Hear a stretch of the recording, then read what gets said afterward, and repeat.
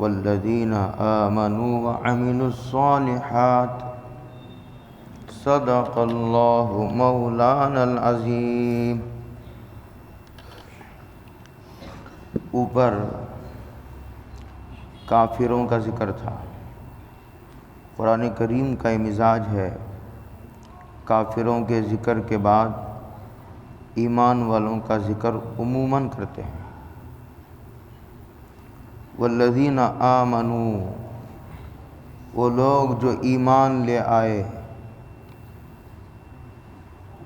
ایمان یعنی ایمان صادق،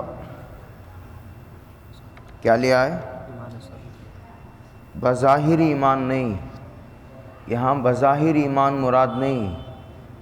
منافق بھی بظاہر مومن ہوتا ہے، منافق بھی بظاہر مسلمان ہوتا ہے، لیکن اندر سے کافر ہوتا ہے، وہ مراد نہیں۔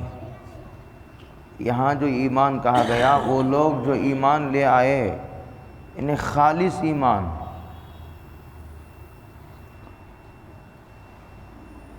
سچا ایمان، دل سے، زبان کا ایمان نہیں کہ زبان سے اشہد ان لا الہ الا اللہ وان محمد رسول اللہ پڑھ رہے، لیکن دل اسے نہیں مانتا، تسلیم نہیں کرتا۔ زبان پر ہی ایمان اترا نہیں گلے سے نیچے، وہ مراد نہیں۔ کہ وہ ایمان ہے جو دل سے لایا جائے، حقیقی ایمان، حقیقی مومن جو اپنے ایمان میں مخلص ہو۔ مفسرین کی رائے یہ ہے کہ یہ ایمان عقیدے کا عنوان ہے، اسے تسلی سے سمجھ لیجئے آپ حضرات۔ نجات کے لیے، یعنی نجات سے مراد چھٹکارا پانے کے لیے جہنم سے اور جنت میں داخل ہونے کے لیے ایمان یہ بنیادی شرط ہے۔ اس کے بغیر آپ کتنا بھی بڑا نیک کام کر لیجئے، اب پوری زندگی حج کرتے رہیے، عمرہ کرتے رہیے، پوری زندگی اب لوگوں کو پانی پلائیے، کھانا کھلائیے، لوگوں میں کھانا تقسیم کیجئے، لوگوں ننگوں کو کپڑا پہناتے رہیے، اس کا جو ملنا ہے آپ کو دنیا میں مل جائے گا، لیکن آخرت میں نجات ممکن ہی نہیں۔ یہ مجھے اس لیے کہنا پڑ رہا ہے، اب لوگوں نے چاروں طرف سے کہنا شروع کر دیا ہے کہ اخلاق ہی کا نام اسلام ہے، اخلاق ہی کا نام اسلام ہے، خدمت کے علاوہ اور کیا چیز ہے اسلام؟ یہی تو ہے کہ پیاسوں کو پانی پلاؤ، بھوکوں کو کھانا کھلاؤ، ننگوں کو کپڑا پہناؤ، غریبوں کے یتیموں کے کام آؤ، مریضوں کا علاج کراؤ مفت، الحمدللہ ان کی خدمات سر آنکھوں پر، لیکن نجات کے لیے اتنا کافی نہیں، نجات کے لیے اتنا کافی نہیں۔ تو والذین آمنوا، یہ ایمان عقیدے کا عنوان ہے، عمل کا درجہ ایمان کے بعد ہے، عقیدے کے بعد ہے۔ اعمال کی کمزوریوں سے کوئی بشر خالی نہیں ہے، لیکن عقیدے کا بگاڑ اعمال کی کمزوریوں کو پر نہیں کر سکتا۔ عقیدے کا جو بگاڑ ہے، اس بگاڑ کو اعمال پورے نہیں کر سکتے۔ ایک آدمی مشرک ہے، ایک آدمی کیا ہے؟ مشرک ہے، یہ خوب خرچ کرتا ہے غریبوں پر پیسہ، تو اس کے غریبوں پر پیسہ خرچ کرنا یہ اس کے شرک کا بدل نہیں ہو سکتا، وہ الگ عمل ہے، یہ الگ عمل ہے۔ تو والذین آمنوا یہ عقیدے کا عنوان ہے، جس کے عقیدے درست نہیں ہیں اس کا جنت میں جانا ممکن نہیں ہے، سوال ہی نہیں پیدا ہوتا۔ اب اس تفصیل کے لیے سے بہت لمبا وقت درکار ہے، مہینہ، 2 مہینے، 3 مہینے، 1 سال درکار ہے۔ اسی لیے ایک عقائد الاسلام، بہت ساری کتابیں، اللہ علماء کو جزائے خیر عطا فرمائے، عربی میں تو انہوں نے بہت پہلے سے لکھ رکھا ہے، اب یہ دیکھ کر کے کہ یہ اسلام میں اس کی بڑی اہمیت ہے، اس عربی کے ذخیرے کو اردو میں منتقل کیا ہے بڑے بڑے علماء نے۔ اس میں سے بہت ساری کتابیں ہیں، اس میں آسان اور جو اسلام کے تمام عقیدوں کو اپنے گھیرے میں لیے ہوئے ہے، وہ ایک کتاب ہے جس کا نام ہے عقائد الاسلام۔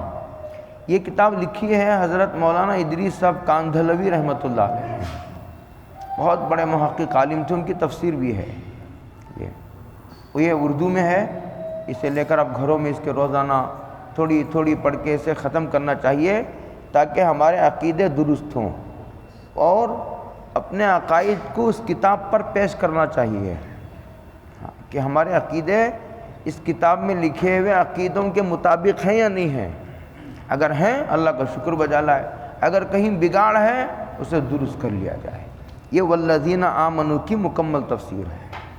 آگے دوسرا جملہ ہے وَعَمِلُوا الصَّالِحَاتِ، وَعَمِلُوا الصَّالِحَاتِ، وہ لوگ جو ایمان لے آئے اور انہوں نے عمل کیا، وَعَمِلُوا کے بعد اعمالاً پوشیدہ ہے، وَعَمِلُوا الْأَعْمَالَ الصَّالِحَاتِ، یہ صفت ہے، علماء کے لیے عرض ہے، اس کا موصوف محذوف ہے لیکن استعمال بغیر موصوف کے ہی ہوتا ہے یہ۔ ہاں جی، جناب اس کا ترجمہ یہ ہوا کہ وہ لوگ جو ایمان لے آئے اور نیک اعمال کیے، جی اعمال کی صفت ہے یہ۔ ہم لوگ چونکہ اردو پڑھے ہوئے ہیں، عربی کی باریکیوں سے بے خبر ہیں، ناشنا ہے، بے خبر تو ہم بھی تھے، بے خبر تو ہم بھی تھے۔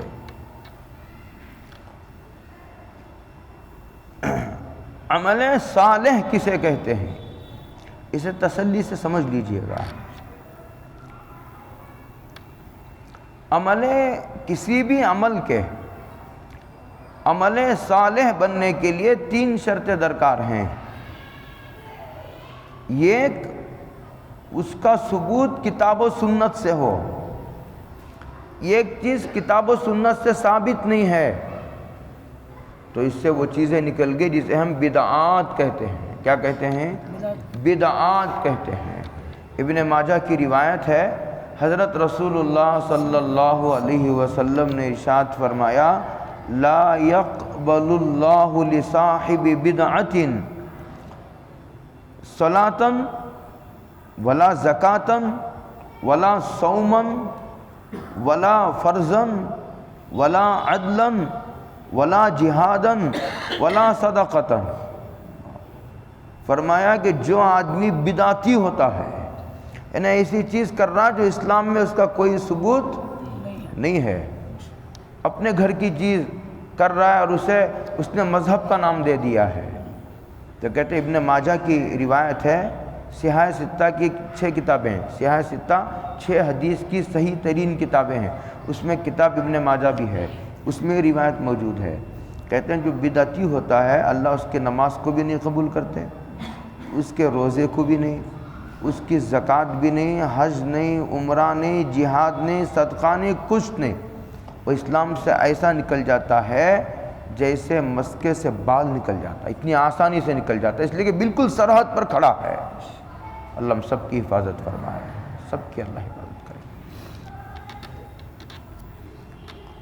وَعَمِلُوا الصَّالِحَاتِ، تو پہلی شرط یہ ہے، ایک حدیث میں اور بھی آیا ہے، میدان محشر میں دیکھو یہ جو حوضے یہ جو آب کوثر ہے، یہ جنت میں ایک نہر ہے، اِنَّا أَعْطَيْنَاكَ الْكَوْثَرَ، یہ الکوثر جو قرآن مجید میں آیا ہے یہ جنت کی ایک نہر کا نام ہے۔ وہیں سے ایک نہر کاٹ کر، راستہ کاٹ کر کے اس کے پانی کو لائیں گے اور میدان محشر میں ایک حوض میں جمع کر دیں گے، اور حضور اس حوض پر بیٹھ کر اپنے امتیوں کو اپنے دست مبارک سے وہ آب کوثر پلائیں گے۔ کچھ لوگ حضور کے قریب جا رہے ہوں گے، حضور کے قریب، حضور سے ملنے کے لیے، حضور کے دست مبارک سے آب کوثر پینے کے لیے جا رہے ہوں گے، تو فرشتے اس طرح ہاتھ دے کر کے ان کو روک لیں گے، جانے نہیں دیں گے، دھکے دیں گے، دور کریں گے۔ حضور بولیں گے بھائی ان کو آنے دو، یہ میرے امتی معلوم ہوتے ہیں۔ کیا کہیں گے حضور؟ بھائی ان کو آنے دو، یہ میرے امتی معلوم ہوتے ہیں۔ تو فرشتے کہیں گے حضور آپ کو معلوم نہیں ہے آپ کے جانے کے بعد انہوں نے کیا کیا گڑبڑ مچا رکھی ہے۔ یہ کہیں گے، تب حضور کہیں گے فسحقا لمن غیر بعدی، فرمایا کہ لعنت ہو ان پر جنہوں نے میرے جانے کے بعد میرے دین کو بدل دیا۔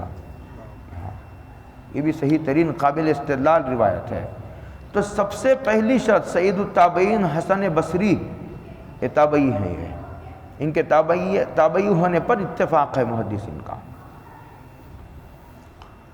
تو سب سے پہلی شرط یہ دیکھی جائے کہ جو میں عمل کر رہا ہوں وہ کتاب و سنت سے ثابت بھی ہے یا نہیں ہے۔ یہ نہیں کہ اردو کی کسی کتاب میں کوئی قصہ لکھا ہوا ہے لکڑہارے کا، پوری کی فاتحہ کو کوئی قصہ لکھا ہوا ہے، پتہ نہیں کیا کیا لوگوں نے وہ گھڑ لیے ہیں بدعت، اس میں نہ حدیث ہے نہ قرآن ہے۔ ہم ایک چھوٹی چیز لیتے ہیں تو 10 دکانوں کا چکر لگاتے ہیں، مار کے دیکھتے ہیں 10 روپے کی چیز لینے کے لیے۔ دین کو جو چاہے لکھ دے، اور جس کے دل میں جو آیا وہ لکھ کر کے چھاپ رہا ہے۔ یہ نہایت بدترین خیانت ہے، اور ہم لوگ ضرورت بھی نہیں محسوس کرتے دیکھیں اس کی قرآن میں ہے یا حدیث میں ہے یا نہیں ہے۔ بڑے علماء سے معلوم کرے، کوئی بیماری آ جاتی ہے، کوئی نئی بات سامنے آتی ہے تو بڑے بڑے ڈاکٹروں سے پوچھا جاتا ہے۔ تو سب سے پہلی شرط یہ ہے عمل صالح کے لیے کہ وہ کتاب و سنت سے ثابت ہو، ایک۔ اور دوسرا، اس کو اسی طرح انجام دیا جائے جو کیفیت روایتوں میں آئی ہے۔ ایک تو ثابت ہے، مثال کے طور پر مغرب کی نماز ثابت ہے یا نہیں ہے؟ اچھا الحمدللہ۔ لیکن یہ سوچ کر کہ بھئی مغرب کی نماز ثابت ہے، 3 کی 4 پڑھ لیں، کیا کر لیں؟ 3 کی 4 پڑھ لیں۔ اور روایتوں میں ایسا آیا ہے کہ پہلی 2 رکعتوں میں قرات ہوگی، تیسری رکعت میں قرات نہیں۔ ایک آدمی کہتا ہے پہلی رکعت میں قرات نہیں ہوگی، آخر کی 2 رکعتوں میں قرات ہوگی۔ تو یہ اس کیفیت سے نماز کو ہٹانا ہے جو حدیثوں میں آئی ہے، ایک ثابت ہو اور اس کو اسی طرح انجام دیا جائے جس طرح اس کی کیفیت حدیثوں میں وارد ہے۔ کتنی شرطیں ہو گئی؟ یاد رہیں گی انشاءاللہ؟ اب مرنے تک بھولو گے نہیں۔ کوئی بھی نیا عمل سامنے آئے اس کو کتاب و سنت کی کسوٹی پر کس کر دیکھ لیا جائے۔ وَعَمِلُوا الْأَعْمَالَ الصَّالِحَةَ۔ تیسری شرط یہ ہے کہ عمل کرنے والا اپنے عمل میں مخلص ہو۔ ایک ہے عمل کا ظاہری ڈھانچہ، بولو ایک ہے عمل کا ظاہری ڈھانچہ، یہ کتاب و سنت سے ملتا جلتا ہو، سنت کی سیل ہو اس پر، جیسے ہوتے ہیں برانڈڈ کیا ہے کمپنیوں کی سیل ہوتی ہے، اس طرح عمل پر قرآن کی یا حضرت رسول اللہ صلی اللہ علیہ وسلم کی یا اجماع امت کی، اجماع صحابہ کی، یا نہیں تو قیاس کی، یہ 4 دلائل نہیں ہمارے۔ میرا اس پر مستقل مقالہ ہے، ایک مرتبہ میں اصلاح البنات میں میرا مقالہ تھا، وہاں میں نے یہ موضوع پیش کیا، بہت سال پہلے کی بات ہے، وہ میرے پاس محفوظ ہے۔ تو ظاہری ڈھانچہ حضرت رسول اللہ صلی اللہ علیہ وسلم کو اللہ تعالیٰ نے نمونہ بنایا ہے۔ جیسے ایک آدمی کپڑے سینے ٹیلر کے پاس جاتا ہے، ٹیلر کے پاس جا کر کے کہتا ہے بھائی میرے لیے کپڑے اس ناپ کے سیو، اپنے ناپ کا جوڑا دیتا ہے، یہ جیسا ہے بے نہیں ایسے ہی سیو، اس میں تھوڑی بھی گڑبڑ مت کرو۔ نقل اتارتا ہے آدمی، یہ ظاہری ڈھانچہ سنت کے مطابق ہو اور اندر اخلاص کی روح ہو۔ ظاہری ڈھانچہ سنت کے مطابق اور اس کے اندر اخلاص کی روح ہو۔ اخلاص کی مثال ایسی ہے جیسے ایک آدمی ہے، آدمی کا انتقال ہو گیا، اب بتاؤ اس کے اندر سے کیا چیز کم ہو گئی؟ روح نکل گئی۔ روح نکلنے کے بعد ظاہری ڈھانچہ موجود ہے لیکن اندر سے روح نکل گئی۔ اسی طرح عمل کا ظاہری ڈھانچہ موجود ہے لیکن اخلاص کی روح نکل گئی تو عمل مردہ ہو گیا۔ یہ کیسا ہو گیا؟ بظاہر بات اس کو ذرا الٹا کرو اور ذرا، اور بسا اوقات ایسا ہوتا ہے ایک آدمی نہایت نیک ہے اور اپنی نیت میں نہایت صادق و سچا ہے، نہایت اس کا انتہا درجے کا اخلاص اسے حاصل ہے، لیکن عمل کا ظاہری ڈھانچہ کتاب و سنت سے ملتا جلتا نہیں ہے۔ مخلص ہونے کے باوجود، مثال کے طور پر ایک آدمی فجر کی 2 رکعت کے بجائے 4 رکعت پڑھے اور بہت مخلص ہے، وہ ریاکار نہیں ہے، تب بھی اس کی وہ نماز اس کے منہ پر باندھی، کیوں؟ اس لیے کہ حضور کی سیل سمجھ میں آئی بات؟ تو عمل صالح کے لیے 3 شرطیں ہیں، والذین آمنوا وعملوا الصالحات۔ اور عمل میں 2 قسم کے عمل ہیں بنیادی طور پر۔ یہ قرآن پاک میں خذوا ما آتاکم الرسول فخذوہ وما نہاکم عنہ فانتہوا، حضور نے تمہیں جو دیا ہے اسے لے لو، جو دیا ہے اسے لے لو، اور جس سے منع کیا ہے اس سے رک جاؤ۔ یہ ایک آدمی نماز تو پڑھتا ہے لیکن ساتھ ساتھ میں سود بھی کھاتا ہے۔ یہاں 2 باتیں سمجھ لیجئے۔ دیکھو، ایمان نجات کے لیے ایمان کافی ہے، بولو نجات کے لیے ایمان کافی ہے، عمل کی ضرورت، بولو عمل کی ضرورت نہیں ہے۔ یہ بات صحیح ہے، اس میں کوئی کبھی غلط فہمی نہیں ہے، لیکن یہ اس وقت ہے جب مرتے وقت ایمان باقی بھی رہے، جب مرتے وقت ایمان باقی رہے، اور اعمال کے مسلسل ترک سے کفر پر خاتمے کے خطرے پیدا ہو جاتے ہیں۔ یہ علامہ ابن قیم کے ایک عبارت کا ماحصل ہے جو میں آپ کو سنا رہا ہوں۔ ایک آدمی عمل ہی نہیں کرتا، عمل نہ کرنے سے آدمی کافر نہیں ہوتا، بولو عمل نہ کرنے سے آدمی کافر نہیں ہوتا، لیکن عمل نہ کرنے پر، بے عملی اور بد عملی پر اصرار کر رہا ہے۔ نماز ہی نہیں پڑھتا، بھائی چلو اتفاق سے نہیں پڑھا، لیکن ایک آدمی پڑھتا ہی نہیں، قطعاً مسجد کو نہیں آتا، قطعاً روزہ نہیں رکھتا، قطعاً کبھی زندگی میں اس نے زکوٰۃ نہیں دی، تو یہ اللہ کی نافرمانی پر جم جانا ہے، اصرار کرنا ہے۔ کہتے ہیں بد عملی یا بے عملی پر اصرار کرنے سے آدمی کافر تو نہیں ہو جاتا، لیکن کافر ہونے کے خطرے پیدا ہو جاتے ہیں۔ تو یہ جو اعمال کو مشروع کیا گیا ہے، یہ ایمان کی بقا کے لیے مشروع کیا گیا ہے، ورنہ عمل نہ کرنے سے ایمان کی جڑیں کھوکھلی ہوتی چلی جاتی ہیں، ڈھیلی ہو جاتی ہیں۔ جب جڑ ڈھیلی ہو جاتی ہے، پکڑ کے اٹھا کے پھینک دو۔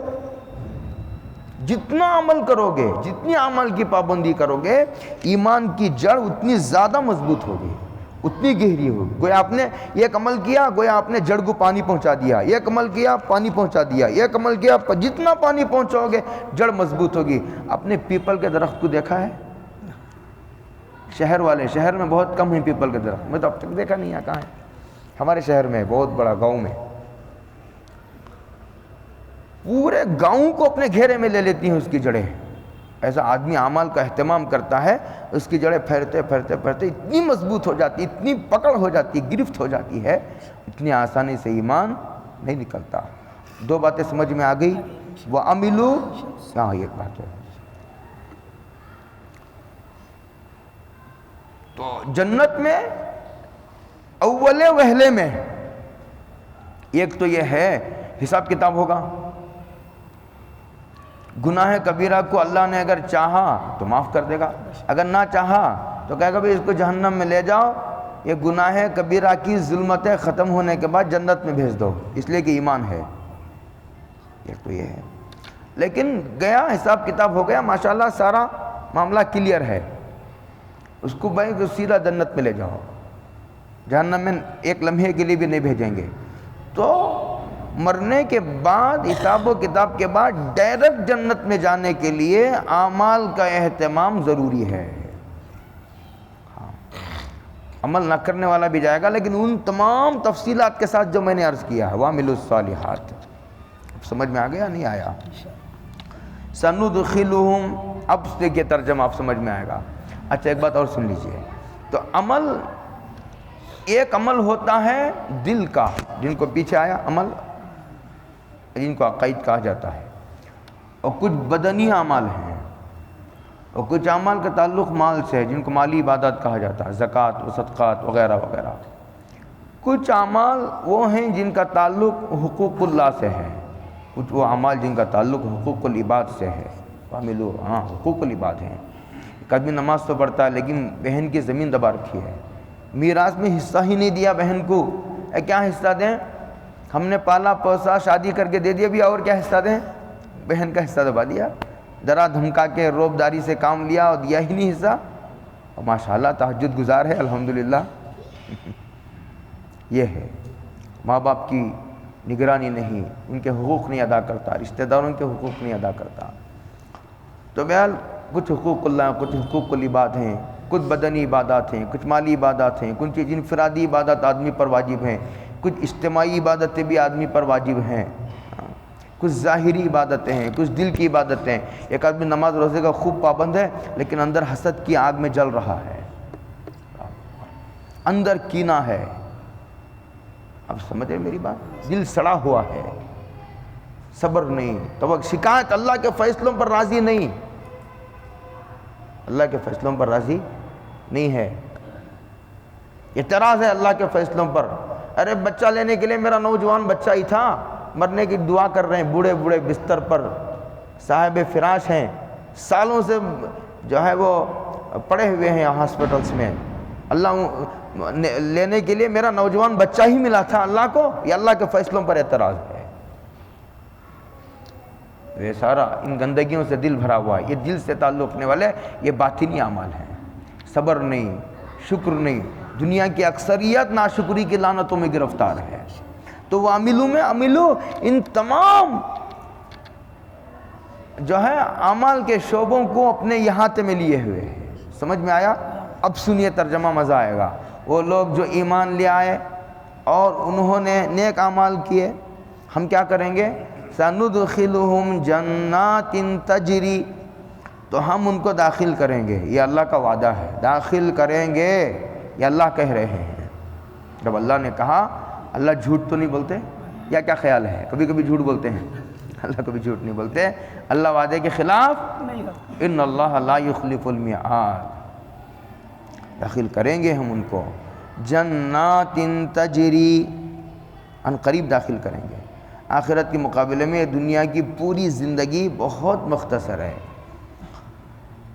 ایسی جنات میں، جنات باغات کو، تجری من تحتها الانہار، جو سدا بہار ہیں۔ یہاں باغات سدا بہار تو نہیں ہوتے،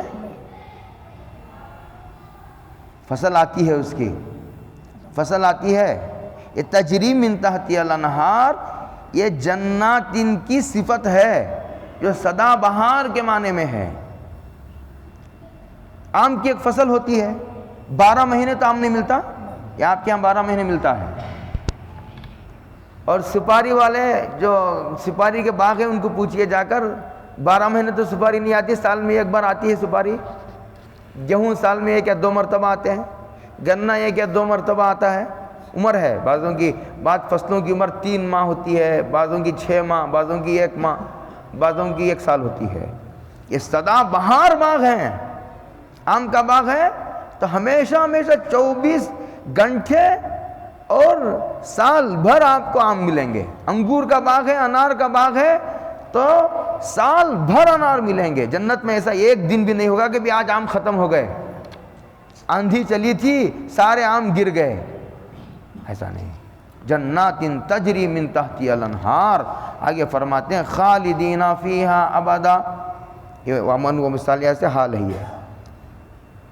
یہ جو ایمان والوں کو ہم جنت میں داخل کریں گے، 1 سال کے لیے، 10 سال کے لیے، 100 سال کا اگریمنٹ ہے۔ یہ اپارٹمنٹس ہوتے ہیں، اس میں 100 سال کا اگریمنٹ ہوتا ہے، 99 سال کا، 99 90 پر 9 سال۔ یہاں کہتے ہیں نہیں، خالدین فیہا، وہ جنت ہم ہمیشہ ہمیشہ کے لیے ان کے نام لکھ دیں گے۔ 100 سال، 200 سال، 500 سال، 1000 سال کا اگریمنٹ نہیں۔ دنیا میں ایسا ہوتا ہے کہ کبھی نعمت باقی رہتی ہے، انسان باقی نہیں رہتا، اور کبھی ایسا ہوتا ہے کہ انسان باقی رہتا ہے، نعمت باقی۔ وہاں ایسا ہے، نعمت بھی باقی۔ جنات تجری میں نعمتوں کے ہمیشگی کا تذکرہ ہے، کہ نعمتیں بھی ہمیشہ اور نعمتوں میں رہنے والے بھی ہمیشہ. سمجھ میں آئی بات؟ ہاں. خالدین فیہا ابدا، جنت میں. آگے کہتے ہیں لہم فیہا، اس میں ہوں گے بے شمار نعمتیں ہوں گی جنت میں. یہاں ایک نعمت کا تذکرہ کیا. لہم فیہا، اس میں ہوں گے ازواج مطہرہ. ازواج زوجون کی جمع، جوڑا. مرد کا جوڑا کیا ہوگا؟ عورت کا جوڑا مرد، مرد کا جوڑا عورت. ان کے جوڑے ہوں گے، عورتیں ہوں گی. مطہراتن، پاک کی ہوئی. اس میں مبالغہ ہے. مطہراتن میں پاک کی ہوئی، یعنی ظاہری ناپاکیوں سے بھی وہ، یعنی حیض و نفاس سے، اور بھی یعنی پیشاب وغیرہ کی گندگیوں سے، آلائشوں سے بھی پاک و صاف. اور نہ منہ میں بدبو، نہ ناک کی گندگی، نہ آنکھ کا میل، نہ کان کا میل، میل کچھ نہیں. ظاہری آلائشوں گندگیوں سے بھی پاک و صاف ہوں گی، اور اخلاقی رذالتوں سے بھی پاک و صاف ہوگی. یہ عورت نہایت خوبصورت ہے، حور پری ہے، لیکن اخلاقی گندگیوں سے بھری پڑی ہے، پاک دامن نہیں ہے. کیا مزہ آئے گا؟ سب جگہ منہ مارتی پھر رہی ہے، مرد کو مزہ آئے گا اس کے ساتھ رہنے میں؟ نہیں. دونوں طرح کی ناپاکیوں سے یہ پاک ہوں گی. مطہراتن، بہت بہت پاک ہوں گی. وَنُدْخِلُهُمْ ذِلًّا ذَلِيلًا، وَنُدْخِلُهُمْ ذِلًّا ذَلِيلًا، اور ہم ان کو داخل کریں گے ایک گھنے ساحے میں. درخت ہے گھنا، پوری روشنی تو نہیں آ رہی ہے سورج کی، لیکن وہ جو سوراخ ہیں پتوں کے درمیان، ہلکے سے سوراخ ہیں، اس میں سے تھوڑی تھوڑی روشنی آ رہی ہے. کہتے ہیں ایسا بھی نہیں ہوگا، اتنے گھنے ہوں گے کہ سورج کی روشنی نہیں آ سکے گی، سایہ ہوگا، دھوپ ہی نہیں. وَنُدْخِلُهُمْ ذِلًّا، بعض روایتوں میں آتا ہے جیسے عصر کے بعد کا وقت ہوتا ہے، بڑا سہانا وقت ہوتا ہے، ایسا وقت ہوگا. یہاں ایک اشکال ہے آیت پر. اچھا مردوں کو تو حوریں دی جائیں گی، کیا دی جائیں گی؟ بولے کیا دی جائیں گی؟ عورتوں کو؟ ایک سوال ہے، اس کے دو جوابات ہیں. ایک جواب اس کا یہ ہے، اگر کوئی آدمی یہ کہے میرے باپ کی 4 بیویاں ہیں، بولو میرے باپ کی 4 بیویاں ہیں، تو یہ عیب ہے؟ عیب نہیں ہے. آج نوجوان مرد ایک بیوی کو بھی نہیں نبھا رہے ہیں، ایسے ہمارے پاس فیصلے آتے ہیں. نامرد ہونا کمال نہیں ہے. جہاں حضرت رسول اللہ صلی اللہ علیہ وسلم کی متعدد بیویاں تھیں، لوگوں نے اعتراضات کیے تو اس کے محققین نے جوابات دیے ہیں. اس میں حضرت تھانوی رحمۃ اللہ علیہ کا ایک رسالہ بھی ہے، کثرت الازواج لصاحب المعراج کے نام سے. اللہ جزائے خیر دے حضرت تھانوی کو. جب بھی کوئی سوال اٹھا جوابی کتاب ہی لکھ دی، جواب، سوال اٹھا کتاب لکھ دی، سوال اٹھا جب کتاب لکھ دی، اور ساری امت استفادہ کر رہی ہے. بڑے بڑے علماء ہوتے ہیں، چھوٹے علماء سارے ان کے خوشہ چین ہوتے ہیں.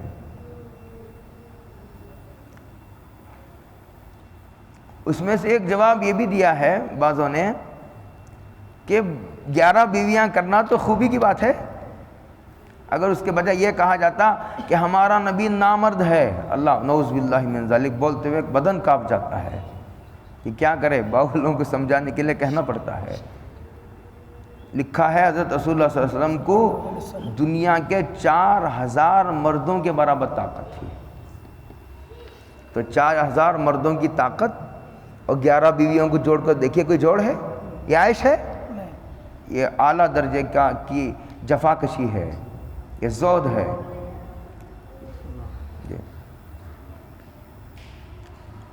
اگر کوئی آدمی یہ کہے میرے باپ کی 4 بیویاں ہیں، بتاؤ یہ کوئی عیب ہے؟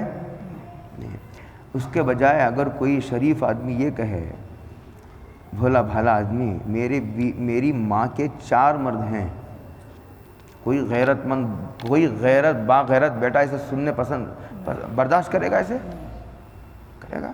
اس کا عیب ہونا معلوم ہی ہے آپ کو۔ ایک جواب تو یہ دیا گیا ہے اس کا ایک دوسرا جواب ہے۔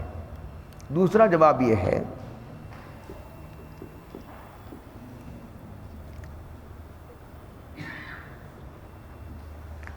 جنت میں ہر جمعہ کو بازار لگے گا، وہاں چہرے بھی رکھے ہوئے ہوں گے۔ کیا رکھے ہوئے ہوں گے؟ چہرے بھی رکھے ہوئے۔ ایک تو اصل جواب تو وہ ہے جو میں نے دیا ہے، اصل جواب ہو گیا، ختم ہوگی بات، یہ سوال ہی نہیں اٹھنا چاہیے۔ دوسری بات یہ ہے وہاں جب جنتی جائیں گے بازار میں، وہاں صورتیں بھی رکھی ہوئی ہوں گی۔ جو صورت ابھی نیت کرے گا کہ ماشاءاللہ کتنی اچھی صورت ہے، اللہ میری بھی ایسی صورت بنا دے، تو ایک سیکنڈ میں اس کی صورت ویسی بن جائے گی۔ تو گویا ان کی بیویوں کو ہر جمعہ الگ الگ شوہر ملے گا، گویا۔ میری بات سمجھ رہے ہیں آپ؟ باقی سارے اعضاء تو ایسے ہی ہوتے ہیں، چہرے کا ہی تو فرق ہوتا ہے۔ سمجھ میں آ رہی؟ میری بات نہیں آ رہی؟ اصل جواب وہ ہے، تائید کے لیے میں نے یہ جواب بھی دیا ہے۔ لہم فیہا ازواج، اور بھی تفصیلات ہیں اس کی، پھر انشاءاللہ کبھی موقع ہوگا، صرف اتنے ہی ٹکڑے کو لے کر بحث کریں گے۔ اب عوام کا مجمع ہے، بس ہے اتنا۔ ازواج مطہرہ وندخلہم ظلا ظلیلا، اور ہم ان کو ایسے سائے میں داخل کریں گے، اتنا گھنا سا گنجان سایہ ہوگا کہ چھن چھن کر بھی سورج کی روشنی وہاں نہیں آ سکے گی، اتنے گھنے درخت ہوں گے۔ ترجمہ کرتا ہوں، تفسیر آئندہ۔ ان اللہ یامرکم ان تؤدوا الامانات الی اہلھا، بلا شبہ اللہ تعالیٰ تم کو حکم کرتا ہے، تاکیدی حکم ہے۔ یہ انا کا اثر یامرو میں بھی آئے گا، علماء کے لیے عرض ہے۔ ہاں، بلا شبہ اللہ تعالیٰ آپ کو حکم دیتے ہیں، یعنی یہ حکم ہے، اور یہ حکم طاقتور حکم ہے، بہت تاکیدی حکم ہے۔ کیا دیتے ہیں؟ ان تؤدوا الامانات الی اہلھا، کہ تم امانت کو امانت داروں تک پہنچاؤ، جس کی امانت ہے امانت کو اس تک پہنچاؤ۔ اس کا جو پیچھے سے پس منظر چل رہا ہے، یاد رکھیے، علماء کے لیے بھی بات عرض ہے، آپ بھی سنیے غور سے۔ پیچھے سے بات چل رہی تھی کہ یہودیوں نے حضرت رسول اللہ صلی اللہ علیہ وسلم کی نبوت کا انکار کیا تھا، حالانکہ اللہ نے شروع میں یہ وعدہ فرمایا تھا کہ ابراہیم کی دو شاخیں ہیں، یہ ایک شاخ بنی اسرائیل ہے اور ایک شاخ بنی اسماعیل کی ہے، دونوں میں نبوت کے سلسلے کو جاری رکھوں گا، یہ کہا تھا۔ تو ان کو حسد یہ تھا کہ اب یہ نبوت کروٹ بدل رہی ہے، بنی اسرائیل سے بنی اسماعیل کی طرف منتقل ہو رہی ہے، ان کو یہ حسد تھا، اس لیے حضور پر ایمان نہیں لائے۔ کہتے ہیں دیکھو ہم نے پہلے وعدہ نہیں کیا تھا کہ یہ بنی اسماعیل میں بھی ہم نبی بھیجیں گے، لہٰذا اب نبوت یہ محمد الرسول اللہ صلی اللہ علیہ وسلم کی امانت ہے، ان تک پہنچاؤ اور ان کو نبی تسلیم کرو، اس کو اللہ کی کتاب مانو۔ یہ آیت کا پیچھے سے پس منظر ہے، اس آیت کو قرآن کو اللہ کی کتاب مانو اور حضرت محمد الرسول اللہ صلی اللہ علیہ وسلم کو آخری نبی مانو۔ یہ امانت، یہی اس امانت کا حقدار ہے اس وقت، ہم نے پہلے سے وعدہ کر رکھا ہے، اور تم بھی جانتے ہو، اسے اپنی کتابوں میں لکھا ہوا ہے، یہ کہہ رہے ہیں۔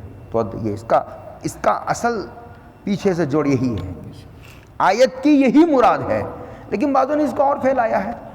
یہ اس طرح پھیلایا ہے، اگر کسی نے مجھے 1,00,000 روپے دیے، میں آپ کے پاس امانت رکھتا ہوں، آپ مجھے میں آپ کو 1 مہینے کے بعد لے لوں گا، اس کو بھی اس میں داخل کیا ہے، وہ حفاظت کر کے اس تک وہ پیسے واپس پہنچا دیے جائے۔ حدیث میں ہے لا ایمان لمن لا امانت لہ، وہ کامل مومن نہیں جس کے اندر امانت داری نہیں، لا ایمان لمن لا امانت لہ، حضور نے ارشاد فرمایا۔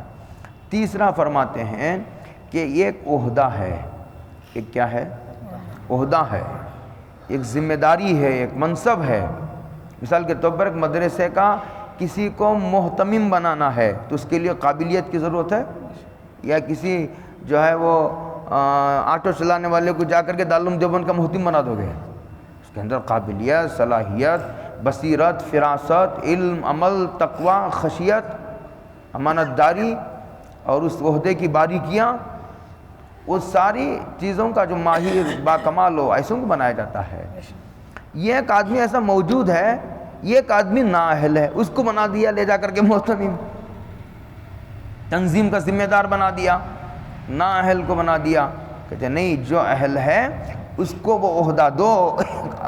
اس کو اور پھیلایا ہے علماء نے کہ المجالس بالامانہ، مجلس میں ایک بات کہی گئی، کہتے ہیں مجلس میں جو بات کہی جاتی ہے وہ امانت ہوتی ہے، اس کی حفاظت کرنی چاہیے۔ ہاں، رازداری یہ ایک امانت ہوتی ہے، اس طرح پھیلایا ہے۔ کہتے ہیں ان اللہ یامرکم، بلا شبہ اللہ تعالیٰ تم کو حکم دیتا ہے کہ تم امانتوں کو ان کے جو مستحق ہیں، حقدار ہیں، اہل ہیں، ان تک پہنچاؤ۔ اگر یہ مسئلہ امت سنجیدگی سے لے لے تو بہت سارے جھگڑے اور فتنوں کا دروازہ ویسے ہی بند ہو جائے۔ آگے کہتے ہیں وَإِذَا حَكَمْتُمْ بَيْنَ النَّاسِ أَن تَحْكُمُوا بِالْعَدْلِ، اور جب تم لوگوں کے درمیان فیصلے کرو۔ دو بری عادتیں تھیں یہودیوں میں۔ کیا عادت؟ یہودیوں کا سنا رہا ہے یہ قرآن، سنا کر کے اوپر بھی یہودیوں کا تھا، وہ حضور کو نبی نہیں مانتے، تو کہا کہ یہ نبوت نبی حضور کی امانت ہے، اس نبوت کی امانت کو حضور تک پہنچاؤ، نبی کو نبی، حضور کو نبی مانو، یہ مطلب تھا۔ اب کہتے ہیں ان کی یہودیوں کی بری عادت یہ تھی، اگر کوئی ان کے پاس فیصلہ لے جاتا یہ حق پر ہے۔ کون حق پر ہے؟ یہ، لیکن اس سے پیسے لے کر اس کے حق میں فیصلہ سنا دیتے تھے، رشوت لے کر۔ آج وہی ہو رہا ہے ساری دنیا میں، یہ یہودیوں کی ہی ذہنیت ہے، ناحق فیصلہ کرنا یہ یہودیوں کا شیوا اور طریقہ ہے، یہ یہودیت ہے۔ قرآن کریم نے اسے اور پھیلایا ہے ایک جگہ، یا ایھا الذین آمنوا کونوا قوامین بالقسط شہداء للہ ولو علی انفسکم، اللہ کو حاضر ناظر جانتے ہوئے حق کا فیصلہ کرو، انصاف سے فیصلہ کرو، ولو علی انفسکم، اگرچہ کہ وہ فیصلہ تمہارے ہی خلاف کیوں نہ جاتا ہو، اوی الوالدین، تمہارے والدین کے ہی خلاف کیوں نہ جاتا ہو، والاقربین، رشتہ داروں کے خلاف کیوں نہ جاتا ہو۔ آگے اسی پارے کے بالکل آخر میں آ رہا ہے، جب آیت آئے گی ہم انشاءاللہ وہاں ذرا تفصیل سے کلام کریں گے۔ میں پڑھ دیتا ہوں، دیکھ کر پڑھوں گا انشاءاللہ۔ ان یکن غنیا و فقیرا، وہ جو لایا ہے فیصلہ وہ غنی ہو فقیر ہو، اس سے مطلب نہیں ہے۔ فاللہ اولا بہما، اللہ کا حکم، اللہ یعنی اللہ کا حکم جو ہے لحاظ کرنے کے زیادہ قابل ہے۔ فلا تتبعوا الہوی ان تعدلوا، انصاف کرنے میں جو ہے وہ خواہشات کے پیچھے نہ چلو، پیروی نہ کرو خواہشات کی، یہ پورا آگے آ رہا ہے۔ تو یہاں یہ کہا گیا۔ دوسری ان کی برائی یہ تھی، ایک تو رشوت لے کر ناحق فیصلے کرتے تھے، رشوت لے کر کیا کرتے تھے؟ رشوت لیتے تھے، اور جانبداری، غیر جانبدارانہ فیصلہ نہیں کرتے تھے۔ رشتہ دار آ گیا، پیسے تو نہیں دیا لیکن رشتہ دار ہے، اس کے حق میں فیصلہ سنا دیا، حالانکہ اس کے دلائل کمزور ہیں، اس کے پاس کوئی دلیل نہیں۔ ان تحکموا بالعدل ان اللہ نعم ما یعظکم بہ، پھر اسے انشاءاللہ پھیلائیں گے ہم۔ اب بلا شبہ اللہ تعالیٰ جو تمہیں نصیحت کر رہا ہے وہ بہترین نصیحت، اس میں خیر خواہی سے مان لو، اس کے مان لینے میں تمہارا فائدہ ہے۔ امانت کو امانت دار تک پہنچاؤ، اہل تک، مستحق تک پہنچاؤ، اور لوگوں کے درمیان اگر تم فیصلہ کر رہے ہو تو انصاف سے فیصلہ کرو۔ ان اللہ کان سمیعا، اللہ تعالیٰ سن رہا ہے تم کیا بول رہے ہو، کس سے کیا معاملہ ہو رہا ہے، کیا بند کمرے میں تم جو ہے وہ منصوبہ بنا رہے ہو، کیا رشوت کے پیسے لے رہے ہو، کس کو کیا کہہ رہے ہو۔ ان اللہ کان سمیعا بصیرا، اللہ دیکھ بھی رہے ہیں۔ تو گویا پیچھے دو احکامات دیے گئے، کہتے ہیں کہ ان احکام پر وہ عمل کرے گا جس کا عقیدہ، جس کا یہ عقیدہ، اللہ کی یہ دو صفات جس کے دل کی گہرائیوں میں اتر گئی ہیں، یہ دو، سمیعاً اللہ سن رہا ہے اور ہر چیز سن رہا ہے، بصیرہ اور دیکھ رہا ہے۔ وہ کیسا سنتا ہے؟ بولو وہ کیسا، بولو وہ کیسا، اور کیسا دیکھتا ہے؟ اسے سمجھانے کے لیے دنیا میں کوئی چیز نہیں۔ ایسا سنتا ہے جیسا یہ سنتا ہے، ایسا دیکھتا ہے جیسا یہ دیکھتا ہے، کوئی چیز نہیں دکھانے کے لیے۔ وہ ایسا سنتا ہے، وہ ایسا دیکھتا ہے۔ اللہ تعالیٰ کا کمال علم ہے، بولو اللہ کا کمال ہے۔ 24 گھنٹے گناہوں میں دیکھنے کے بعد بھی نعمتوں کی مسلسل بارش جاری ہے۔ کیا سمجھنے کہ اللہ تعالیٰ نہیں دیکھ رہے؟ اللہ سو گئے تھے، سوئے ہوئے ہونے کی حالت میں نے گناہ کر لیا ہے، توبہ توبہ، دیکھ رہے ہیں، کمال علم ہے ان کا۔ ان اللہ کان سمیعا بصیرا، اور کہا اگر کسی نے اوپر کے 2 احکامات کو اب تک پامال کیا ہے تو اسے احکامات پر آنے کے لیے ان 2 صفات کا مراقبہ کرنا چاہیے۔ اللہ دیکھ رہے ہیں، اللہ سن رہے ہیں، اللہ دیکھ رہے ہیں، اللہ سن رہے ہیں۔ آدمی روزانہ بولے گا، روزانہ غور کرے گا، روزانہ بٹھائے گا، جمائے گا، اسے پالے گا، مراقبہ کرے گا، اس میں غور و فکر کرے گا، تو یہ صفت یہ روح کا ایک حصہ بن جائے گی، روح کا ایک حصہ، پھر اس کے آثار ظاہر ہوں گے۔ اللہ عمل کی توفیق عطا فرمائے۔ وآخر دعوانا الحمدللہ۔